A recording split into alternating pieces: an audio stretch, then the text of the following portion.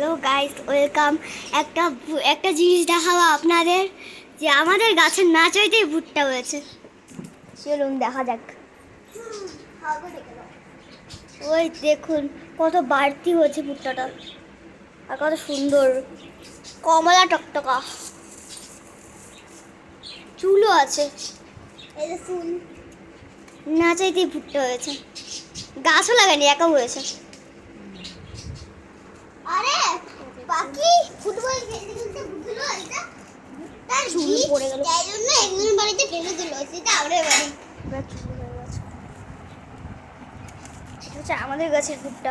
হ্যাঁ, আরে এটা কেটে দেন না।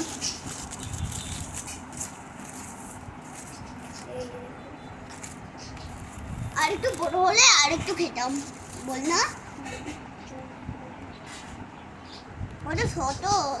আজকের ভিডিওটা এই পর্যন্ত।